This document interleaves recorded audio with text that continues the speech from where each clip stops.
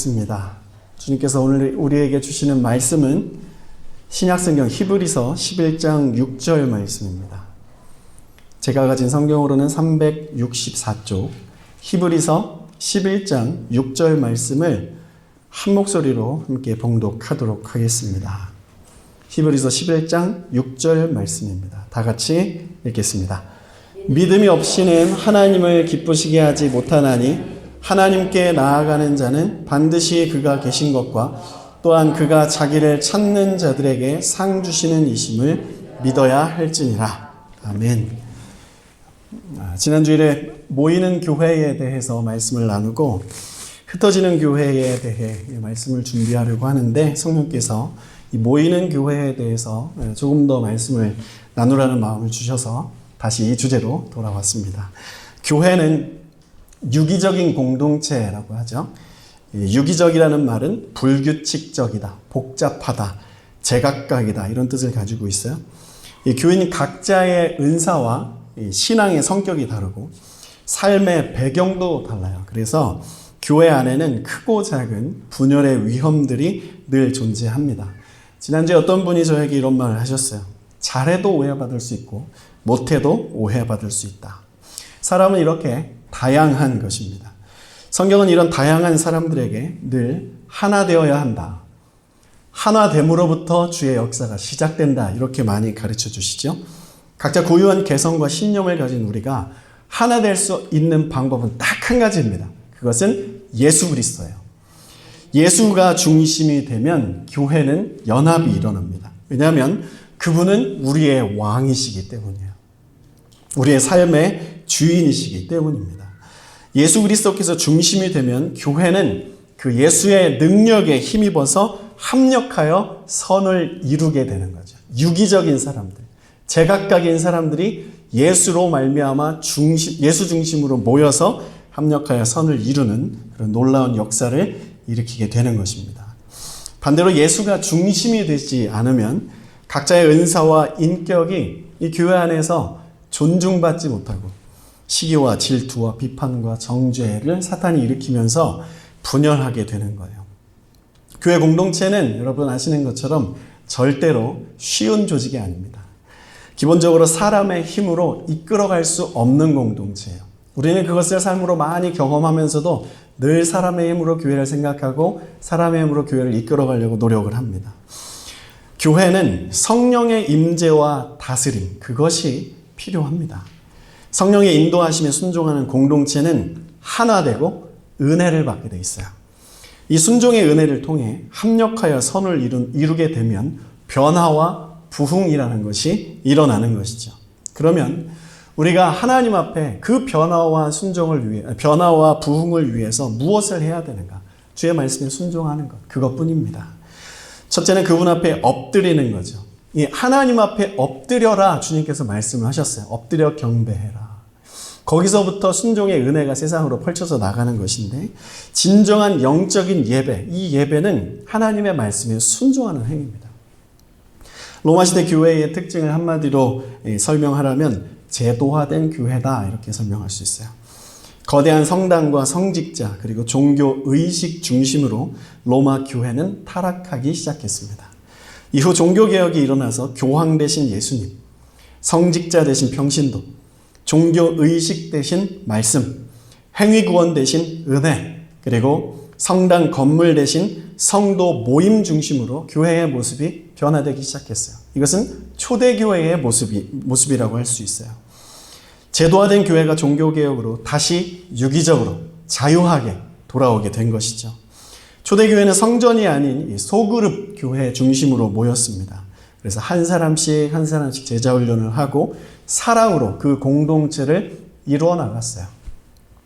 두 번째 순종의 모습은 서로 사랑하는 것입니다. 첫 번째는 하나님 앞에 엎드려 예배하는 것이고 두 번째 순종은 사랑으로 서로 연합하는 거예요.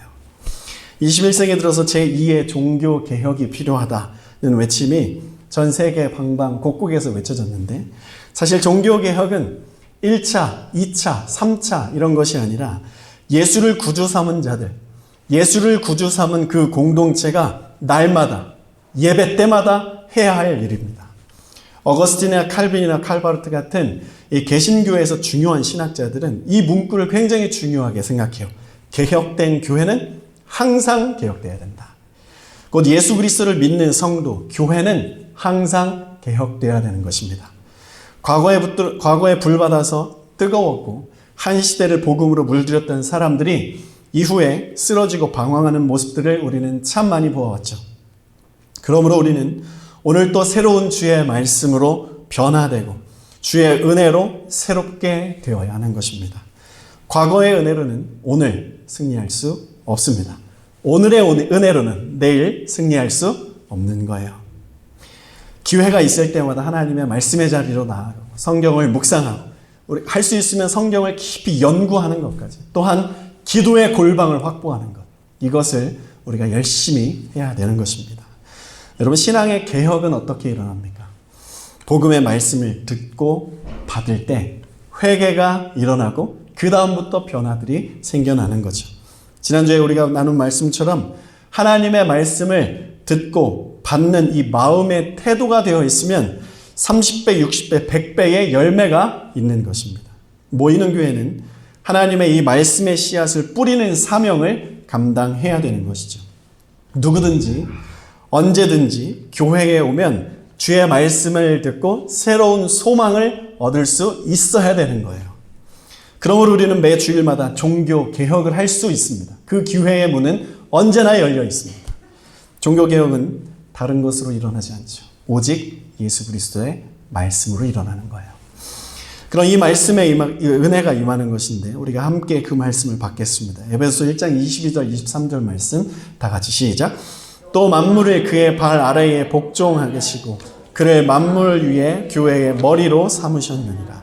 교회는 그의 몸이니 만물 안에서 만물을 충만하게 하시는 이의 충만함이니라. 종교개혁이 일어나면, 예수가 중심이 되면 이 은혜가 일어나게 되는 거예요. 말씀을 듣고 받는 교회는 건강한 이 그리스도의 몸이 되는 거죠. 예수님은 교회 안에서 말씀하시기 원하시고 활동하시고 교회를 통해 온 세계 만물을 자신의 임재로 가득 채우기를 원하시는 거예요. 관건은 몸인 교회 공동체, 우리들이 머리이신 예수님의 말씀을 따르는가 그렇지 않은가. 여기가 아주 중요한 지점이라고 하는 거죠. 우리에게 주님을 향한 더 적극적인 사모함이 필요합니다. 교회는 여러분 세상의 변두리가 아니에요. 교회는 세상의 중심입니다. 믿으십니까? 예전에는 한 마을의 목회자가 초등학교에서 운동회 같은 것을 할 때 꼭 가서 축사를 먼저 하는 일이 있었습니다. 마을에 존경받는 어른이 목사님이었어요. 그러나 지금 어떻습니까? 그렇지 않죠. 교회는 다시 회복해야 되는 거예요.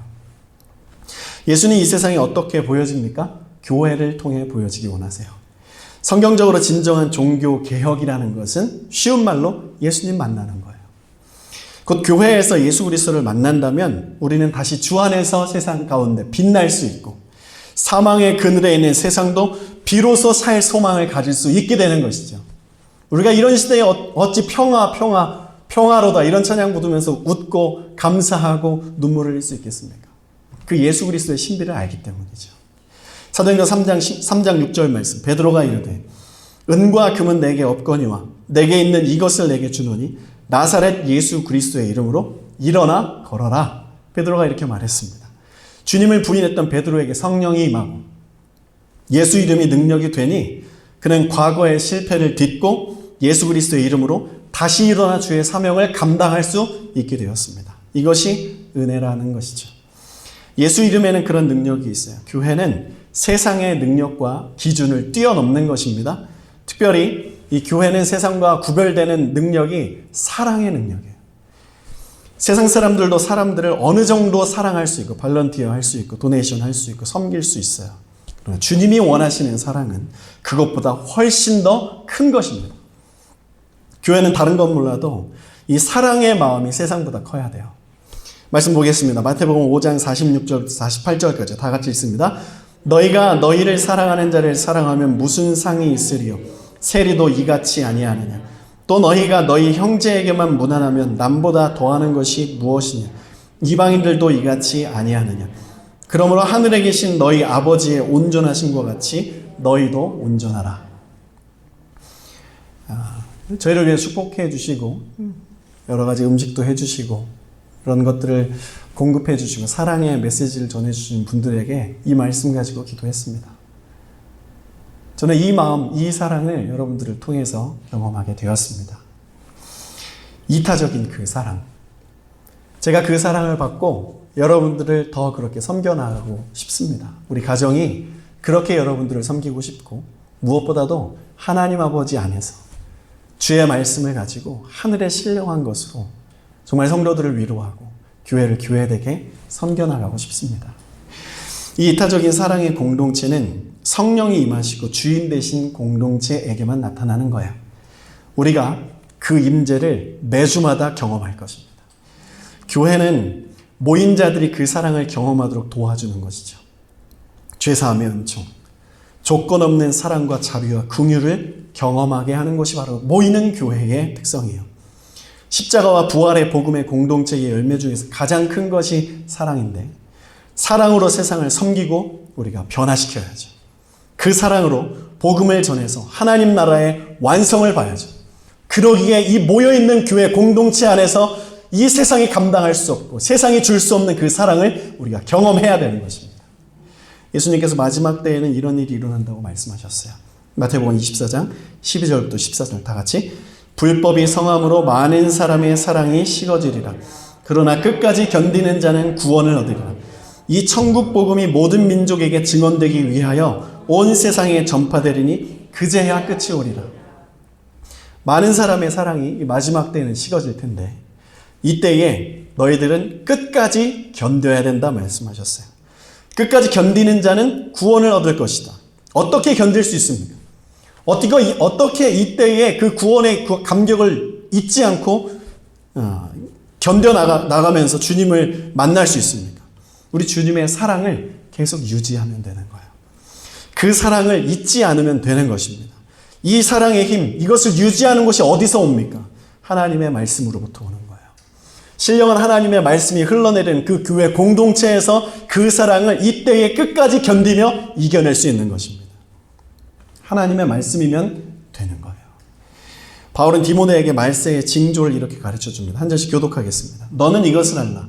말세에 고통하는 때가 이르러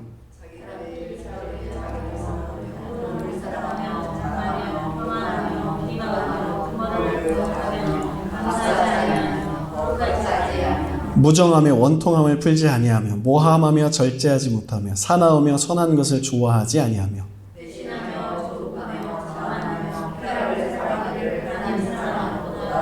다 같이 경건의 모양은 있으나 경건의 능력은 부인하니 이 같은 자들에게서 내가 돌아서라. 자기를 사랑하는 것이 일반적인 이 시대에 다른 사람을 사랑하는 것은 엄청난 영적인 도전이에요. 그 영적인 도전에 승리하기 위해서 교회에 사람들이 모여야 됩니다. 이것은 사랑 훈련 학교라고 할 수 있어요. 이 교회라는 공동체는. 교회 안에서 때로는 더 치열하게 관계 싸움도 해보고 그 안에서 우리의 자아도 깨어지고 화해도 하고 다시 연합도 하는 훈련을 해야 됩니다. 특별히 한국교회 그리고 이민교회가 얼마나 많이 깨어지고 분열했습니까? 저는 이것이 나쁘다고만 보여지지는 않아요. 물론 자랑할 것은 아니지만 가족은 교회가 가족이잖아요. 가족은 그렇게 싸우면서 상처도 주고 마음 아프게도 하지만 사랑으로 서로 용납도 하고 용서하고 화합하는 거잖아요. 교회 가족 공동체에는 모든 것을 회복하는 이 만병통치약이 있습니다. 그것이 바로 예수 그리스도의 보혈이에요. 어떤 상처가 있든지 그 보혈 갖다 붙이면 회복은 일어나게 되어 있는 것이죠. 예전에 사역하던 이 한국 교회에서 아동부 사역을 정말 열심히 하시는 장로님이 계셨어요. 그 장로님은 늘 자신의 부끄러운 과거를 사람들에게 간증하면서 다니셨는데 아내가 교회 가는 것이 너무 못마땅해서 화가 나서 술 잔뜩 마시고 교회 본당 가서 누워있는 일들이 참 많이 있었다고 합니다. 그리고 교회 가서 막 행패를 여러 가지로 부리시면서 이 담임 목사님뿐만 아니라 교회 성도들의 마음을 많이 아프게 했다는 거예요. 그런데 그 목사님과 성도들이 그 사람을 받아준 겁니다. 용납해 준 거예요. 그래서 그 용납하신 가운데 그 장로님의 마음이 열리고 교회로 들어와 열심히 섬기시고 풍선 아트 배우시고 60세가 넘으셨는데 마술 배우시고 아이들에게 여러 가지로 전도를 하시면서 참 열심히 영혼 구원의 이 사명을 감당하는 것을 보았습니다. 교회는 이렇게 술주정하고 행패 부리던 이 구제불능이라고 생각하는 사람도 장로로 세우는 180도 역전의 간증을 만들어내는 곳이죠. 저희 아버지도 그런 분 중에 한 분이셨는데 술과 담배를 참 좋아하셨어요. 그런데 어머니는 그 아버지를 위해서 끊임없이 기도하셨습니다. 그 기도와 끊임없는 섬김으로 회심하셔서 안수집사 되시고 장로 직분 받아서 한 5년 정도 섬기셨어요. 섬기시다가 천국 가게 되셨습니다. 여러분, 우리도 다 그런 사람들 아니겠습니까?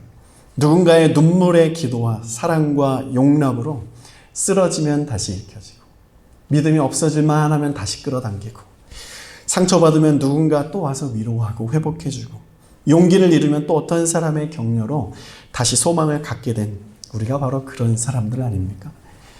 여러분에게 힘과 위로가 되었던 예수 믿는 그 사람은 누구였습니까? 여러분이 이렇게 신앙생활 할 수 있도록 뒤에서 이름 없이 빛도 없이 섬겨주고 기도해 주신 분은 누구입니까? 그리고 여러분들의 이름을 알고 여러분들의 이름을 하나님 앞에 올려드리면서 기도하는 그 교회는 어디입니까? 이제 우리가 그 사명을 이어받아서 우리의 가정을 위해서 내가 사랑하는 그 사람을 위해서 세상의 사랑의 수준이 아니라 예수님의 사랑의 수준으로 사명을 감당해야겠습니다. 우리가 모여서 예배하고 교제할 때 그런 수준 높은 교회의 모습을 성령께서 그려나가실 수 있도록 우리 안에 있는 제도화되고 습관화된 종교의 습성들을 다 내어버리고 주님, 나를 사용하십시오. 내가 인지하고 내가 생각하는 그 교회의 모습, 그 신앙의 모습, 그 목회자의 모습이 아니라 성령께서 지금 우리가 기대하지 못하는 그 모습으로 목회자와 우리 직분자들과 우리 성도들, 우리 다음 세대들을 그려나가십시오. 그래서 새 일을 행하여 주십시오. 그렇게 우리가 기도해 나가야겠습니다. 모이는 교회는 이런 사명을 감당하는 거예요. 그런 아름다운 사명을 감당하기 위해서는 교회가 첫 번째 하나님의 말씀을 배워야 돼요. 하나님의 말씀을 사랑해야 됩니다. 더욱 간결하고 핵심적인 복음의 말씀을 막 외워야 돼요. 그리고 계속 선포할 수 있어야 돼요. 여러분, 예수가 우리의 죄를 위해 십자가 지신 것을 믿으십니까? 그분은 3일 만에 부활하셨습니다. 이것을 믿으십니까? 그분은 다시 오실 것입니다. 믿으십니까? 다시 오시기 전에 우리에게 성령을 부어주신다고 약속하셨습니다. 기도하는 자에게, 주님을 기다리는 자에게 성령으로 주님께서 놀라운 일을 하신다 말씀하셨습니다. 믿으십니까? 이 연약하고 부족한 우리 교회를 통해서 하나님은 열방을 구원할 계획을 가지고 계십니다. 믿으십니까? 우리가 이런 것들을 감당해 나아가야 돼요. 여러분, 이것도 아십니까? 우리는 이 말세에 고통당할 거예요. 믿음이라는 것 때문에, 예수 그리스도를 믿는 것 때문에 고통당할 거예요. 오늘 아침에 인터넷 뉴스를 봤어요. 어떤 스님이 횡령을 하고 돈을 가지고 막 이렇게 자랑을 하는 모습을 봤어요. 근데 그 댓글을 보니까 욕하는 게 별로 없어요. 교회 어떤 목사님이 그런 일을 했으면 수천 개의 댓글, 욕 댓글이 달렸을 겁니다. 그런데 이 스님은 그럴 수도 있겠네, 그럴 수도 있지, 이런 댓글들이 있는 거예요. 교회는 여러분 박해를 받게 돼 있어요. 우리가 박해를 받는다고요. 여러분, 얼마나 많은 예수님 때문에 욕 먹어보셨고 박해를 당해보셨습니까? 예수 그리스도 때문에 말하고 싶은 거 다 말 못하고 마음에 이렇게 막 끓이면서 끌어안고 그 영혼을 그래도 용서하면서 내가 잘못한 것도 아닌데 얼마나 그렇게 살아보셨습니까? 이 말세에는 우리가 그런 일들 더 많이 감당할 거예요. 이 주님의 말씀이에요. 우리 이것도 믿어야 됩니다. 또한 이것도 믿을 수 있습니다. 그러나 우리는 그러한 세상 속에서 담대해야 돼요. 예수 그리스도께서 세상을 이기셨기 때문에 이것도 믿을 수 있습니다. 예수께서 그리고 그의 제자들과 예수를 만난 모든 사람들이 세상 사람들에게 무엇이라 말해야 됩니까? 와서 보라. 이 전도를 할 수 있어야 돼요. 이 교회가 그렇게 회복되어야 됩니다. 우리 교회에 와서 예수를 보라. 이걸 이야기할 수 있어야 되는 것이죠. 우리가 사람들에게 무엇을 자랑하겠어요? 교회 다닌다고. 내 삶의 형편 펴진 거, 내가 어떻게 무엇을 한 거, 얼마만큼의 이 헌금을 하고, 내가 어떻게 섬기고 있고, 그걸 간증하겠습니까? 내 안에 계신 예수 그리스도, 그분 한 분이면 충분한 거죠. 교회는 사람들이 와서 사람을 보는 것이 아니라 예수를 보는 것인데, 교회의 시스템이나 환경이 아니라 예수가 전적으로 반응하는 우리 공동체, 사람의 이 예수의 바디, 예수의 몸을 보여주는 것입니다. 이 몸이 어떤 모습을 보여주는 것인가? 하나님 앞에 전적으로 엎드려서 예배하는 것, 주의 말씀이면 온전히 순종하는 것, 겸손한 모습으로 그걸 보여줘야 되는 것이죠. 두 번째, 우리 교회의 회복을 위해서 우리는 필사적으로 기도해야 될 것입니다. 교회가 예수 그리스도의 복음, 그 진리에 목숨 걸고 모든 성경을 성령의 인도하심 아래 선포할 수 있도록 기도해야 돼요. 교회는 만민이 기도하는 집이라고 하였습니다. 한국 교회는 주중에도 늘 열려 있어서 성도들이 수시로 드나들며 기도할 수 있습니다. 그러나 우리는 그런 상황에 서 있지는 않죠. 각자의 자리에서 하루에 10분씩이라도 꼭 하나님 앞에 골방에 가서 기도하십시오. 여러분들의 삶의 모습을 위해서 꼭 기도하시되 반드시 이 교회를 위해서 기도해 주시기를 부탁드립니다. 그리고 교회에 오시면, 예배드리러 주님 앞에 오시면 먼저 우리 교회가 주님이 원하시는 이 교회의 모습을 회복할 수 있도록 중보 기도를 부탁을 드립니다. 이 기도가 회복되면 부흥하게 되어 있어요. 결국 교회는 영적으로 계속 성장하는 것입니다. 이 세상에 완벽한 교회, 완전한 교회는 존재하지 않습니다. 그 완전함을 향해서 성장하는 교회, 말씀과 기도에 전념하는 교회, 그 완전함을 향해서 성장을 멈춘 교회, 이 두 가지 교회만 있는 것이죠. 우리는 세상의 유혹과 시험, 그리고 거대한 도전들에 쓰러지기도 하고 미혹되기도 하고 실패하기도 할 것입니다. 모든 것에 다 승리할 수는 없는 거예요. 날마다 은혜 충만할 수도 없는 것입니다. 그러나 우리는 기억해야 됩니다. 우리는 이 세상에 다 승리할 수 없고 다 가질 수는 없지만, 쓰러질 수 있겠지만 늘 다시 일어설 수는 있다. 이것을 믿어야 돼요. 어느 지점이든지 내가 어떤 상황에 있든지 예수 그리스도의 이름으로 언제나 다시 일어설 수는 있다는 그 믿음을 가지시고 여러분 일어서기를 축복합니다. 잠언 24장 16절 말씀, 대저 의인은 7번 넘어질지라도 다시 일어나려니와 악인은 재앙으로 말미암아 엎드러지느니라. 사랑하는 여러분, 오늘 예수 그리스도의 이름으로 일어나시기를 축복합니다. 저는 세상에 취한 교회 다니는 청년들에게 늘 이렇게 전했습니다. 힘들고 어렵고 예수님 안 보일 때 세상으로 엎어지지 말고 교회로 엎어지라고. 토요일부터 주일 아침까지 술 마셔도 술 냄새 풍기면서 교회 와서 앉아서 졸으라고 이렇게 이야기했어요. 그래서 한 청년은 담배 피고 술 마시지만 수련회 단기 선교는 다 따라다니다가 회복해서 지금은 한 교회의 전도사님이 되어 계십니다. 모이는 교회는 이렇게 예수로 삶의 모든 문제를 풀어주고 꼬여있던 하나님과의 관계를 풀어주고 오뚜기처럼 다시 일어서게 하는 곳이에요. 다시 사명으로 다시 승리할 수 있게 되는 곳이 바로 이 모이는 교회의 사명인 것입니다. 세상은 거대한 이 시대정신의 파도 위에 서 있어요. 교회는 그 거대한 파도를 보면서 두려워하거나 이거 어떻게 해야 되나, 어떻게 살아야 되나 안절부절하는 곳이 아니에요. 우리는 그런 곳에 눌리거나 두려워할 필요도 없는 것입니다. 그냥 내려놨던 예수 복음 들기만 하면 되고 말씀을 계속 읽고 선포하면 되는 것이고 기도하면서 주님 따라가면서 영적으로 성장하면 어느샌가 주님께서 나의 삶의 모든 것들을 회복시켜 주시는 것이에요. 안 해줘도 상관없어요. 예수 그리스도께서 나의 주인이시니까. 나는 영원히 거할 그 처소가 이미 예배되어 있으니까. 이때 여러분이 신앙생활했던 동기를 한 번 더 점검하십시오. 모태신앙인들, 저 같은 모태신앙인들은 그냥 태어나면서부터 교회 다니는 습관으로 신앙생활을 할 수 있어요. 그게 뜨거운 건 줄 알 수 있을 것입니다. 어떤 분은 인간관계 때문에 교회에 올 수 있고 또 어떤 분은 공허함을 채우기 위해서, 이외에도 여러 가지 신앙생활의 이유와 목적이 있을 거예요. 틀린 건 아닙니다. 좋습니다. 이런 것들을 그냥 가지고 계속 신앙생활을 하실 때 가장 우선순위에 이것을 넣으십시오. 신앙생활의 동기와 이유와 목적, 예수 그리스도를 만나기 위해 신앙생활을 하는 거예요. 교회 다니는 그 이유와 목적은 예수 만나는 것. 이것이 우리의 신앙의 가장 우선순위가 되면 그 다음 것들은 주님이 담당해 주시는 것이죠. 이것이 여러분 신앙생활의 우선순위가 되면 교회는 우리 사람들이 일반적으로 생각하고 교회 다니는 사람들조차 교회에 대한 이미지, 교회에 대해 생각하는 그 관념들이 따분하고 세상에 지탄받는 그런 교회의 모습이 아닐 거예요.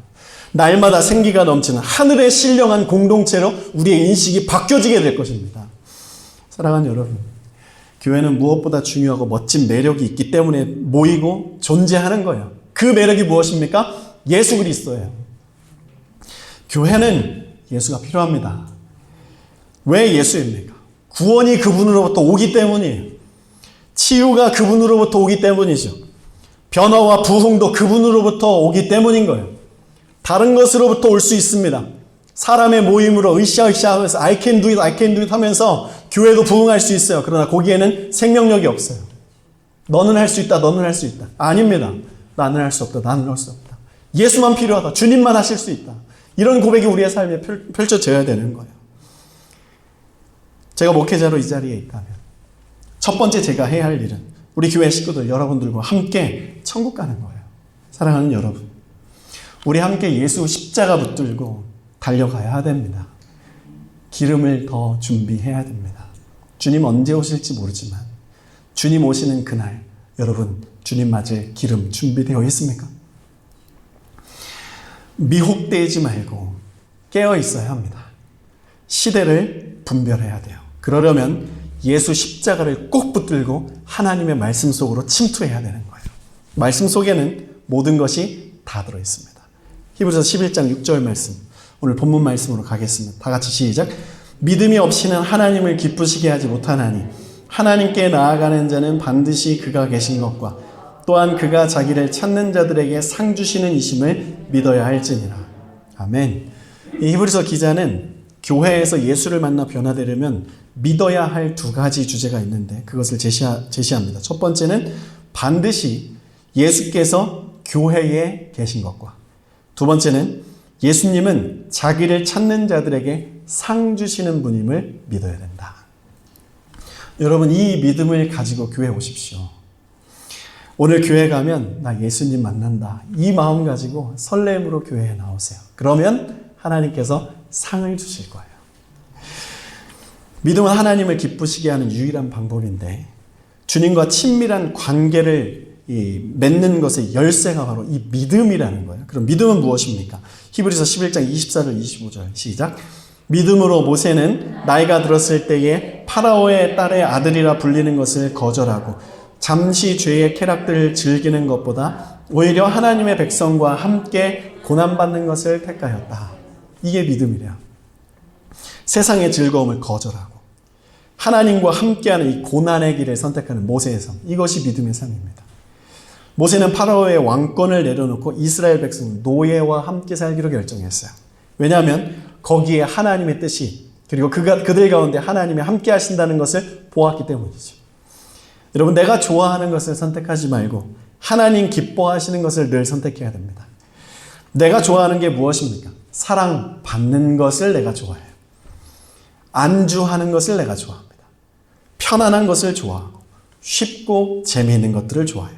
더 나아가서 비판하는 것을 좋아합니다. 정죄하는 것을 좋아해요. 남을 평가하는 것을 좋아합니다. 곧 이것은 내가 주인 되어 살아가는 거예요.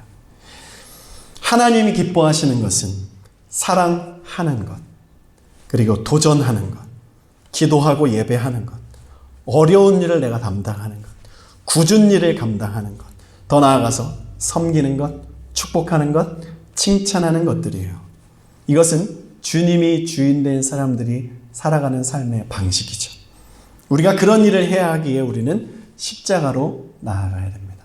나의 자아로는 내가 좋아하는 것을 선택할 수밖에 없어요. 내가 죽고 예수께서 내 안에 들어와 새로운 자아, 예수 그리스도의 그 자아가 내 안에 들어와야 하나님이 기뻐하시는 일을 우리가 할 수 있는 것이죠. 나의 희생 없이는 남을 행복하게 할 수 없습니다.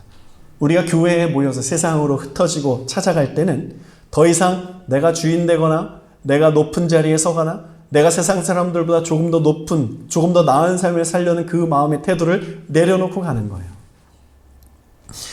그래서 이렇게 성도의 사랑이 정의될 수 있습니다. 너의 행복이 곧 나의 행복이다. 그래서 저는 목회자이기 때문에 우선은 여러분들의 행복이 저의 행복이기 때문에 하나님의 말씀으로 깊이 들어가고 더 죄를 카트하고 더 이상한 거 안 보고 더 미디어로부터 벗어나고 더 세상으로부터 떨어져서 하나님의 말씀과 주님 앞에 기도하기를 힘쓸 수밖에 없는 거예요. 우리도 이 가정에게, 이 세상에게 그러한 삶의 태도를 가져야 되는 것이죠. 믿음의 선택은 여러분, 고난의 선택입니다. 이 고난의 신비를 받아 누리는 여러분과 제가 되기를 축복합니다. 여러분, 그러나 우리는 이 안에 신비가 있는 걸 알아요. 십자가를 질 때 부활의 능력이 오는 거예요. 내가 살릴 수 없고 내가 할 수 없는 일들을 주님께서 하신다. 나를 내려놓고 주님께 삶을 맡겨드릴 때 내가 할 수 없는 그 일을 초월적인 능력으로 주님께서 감당하시는 겁니다. 이게 영적인 원리예요. 여러분, 우리가 이런 말 많이 듣고 우리도 그런 말을 많이 하잖아요. 아유, 주님께 맡겨야지. 주님께 맡기세요. 주님께 맡겨야 돼요. 그런데 이 주님께 맡겨야지, 주님께 맡기세요, 이 말을 여러분들은 그냥 맹목적으로 믿음 없이 하지는 않습니까? 그냥 탄식하면서 어쩔 수 없잖아, 에이 그냥 주님께 맡겨, 이렇게 하십니까? 아니면 살아계신 주님께 맡기십시오. 주님이 행하실 줄 믿습니다. 주님이 행하실 것입니다. 이런 믿음을 가지고 에이 주님께 맡겨야지, 이게 아니라 주님께 맡깁니다, 이런 마음을 가져야 되는 것이죠. 우리의 믿음이라는 것은 여러분 무엇입니까? 믿음은 결코 인간의 상식선에 있는 것이 아니에요. 그래서 우리는 세상이 욕해도 그냥 뭐 너는 그렇게 욕해, 나는 그냥 계속 이렇게 믿음 가질래, 이렇게 평온하게 이렇게 살아갈 수 있는 것이죠. 상식적이고 인간적인 것들에는 여러분 사실 믿음이라는 게 필요가 없어요.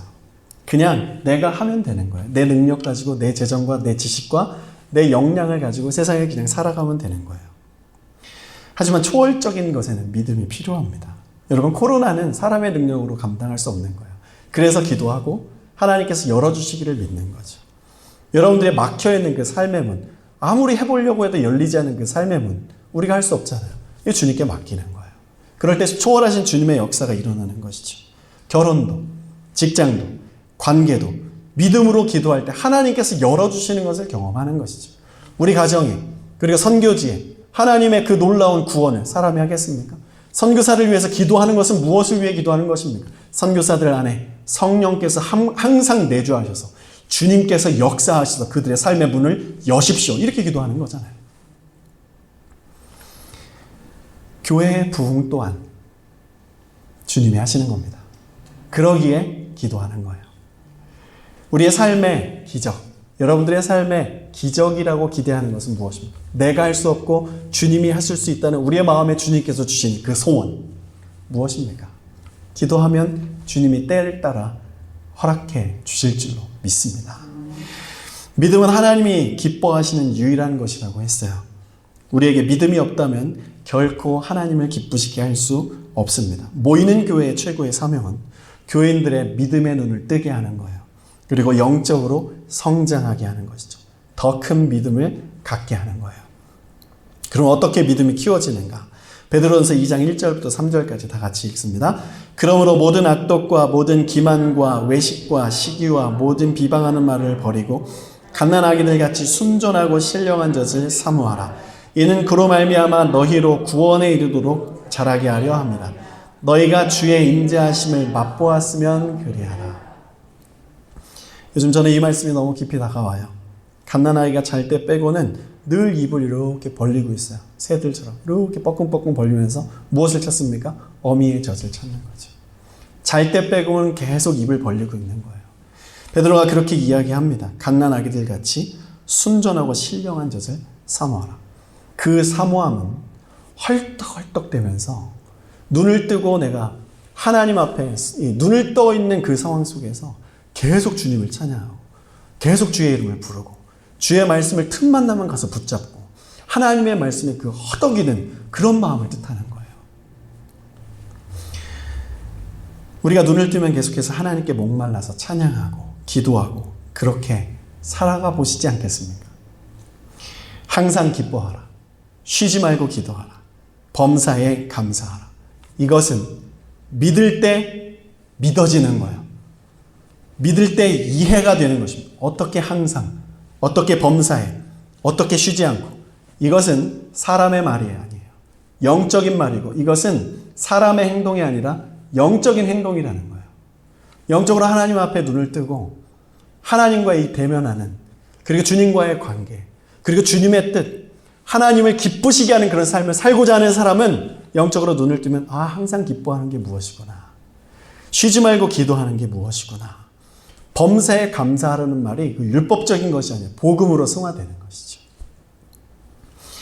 3절 말씀에 이 말씀으로 주의 인자하심을 맛본 자들, 예수를 믿는 자들은 1절 말씀이 해결되는 거예요. 모든 악독과 기만과 외식과 시기와 비방하는 말을 버리라는 것입니다. 그 가운데에 하나님의 말씀이 있어요.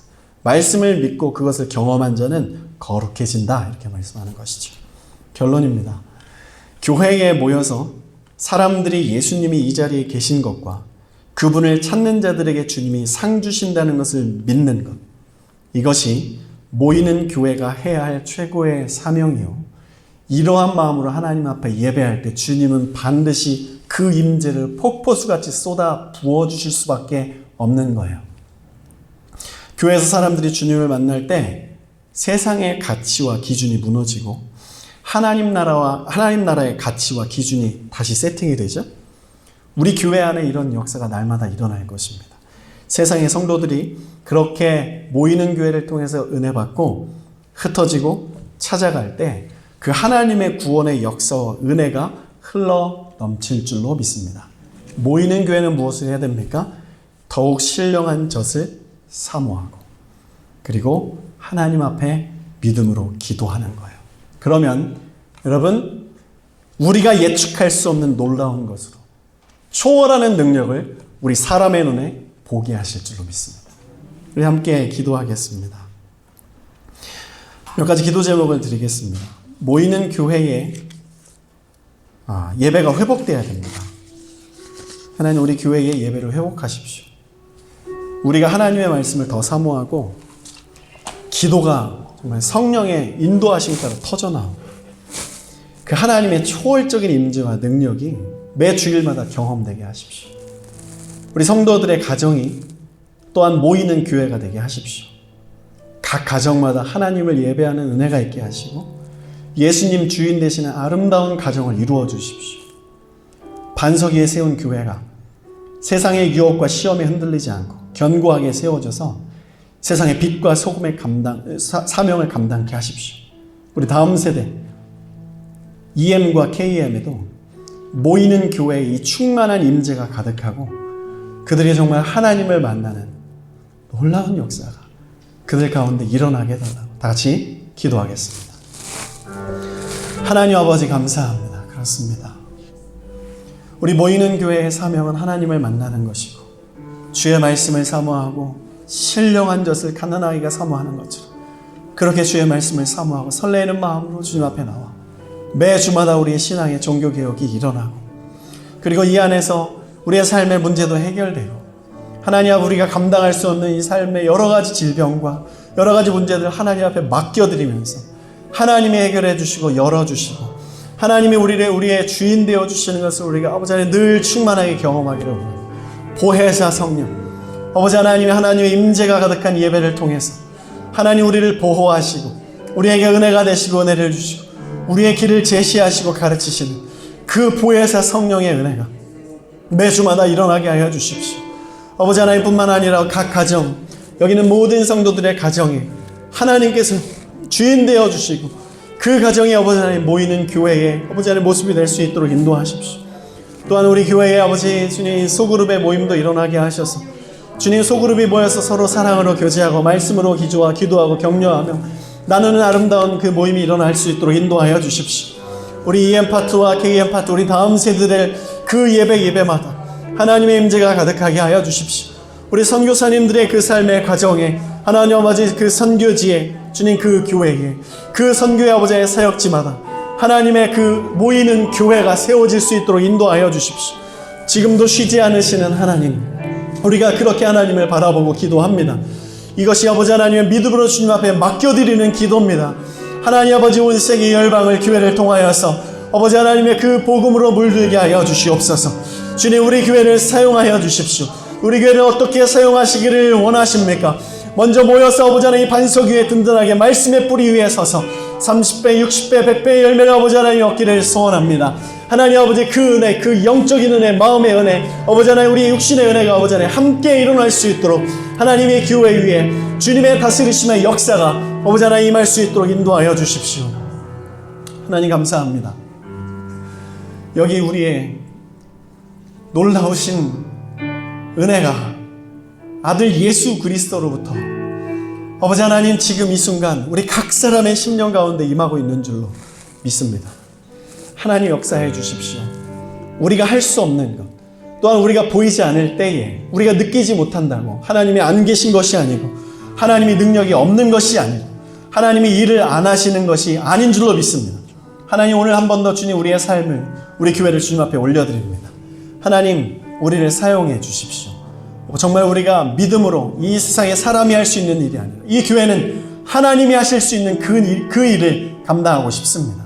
우리를 주 안에서 하나 되게 하시고 더욱 연합하고 사랑하고 섬길 수 있도록 인도하여 주시고 더욱 영적으로 성장하는 교회가 될 수 있도록 하나님 아버지 가르쳐 주시고 우리를 회복하여 주시고 안아주시고 싸매주시고 위로하시고 이 가운데 아버지 하나님, 우리 다음 세대들도 믿음으로 잘 키워내는 그런 역량 있는 그런 공동체가 될 수 있도록 인도하여 주시옵소서.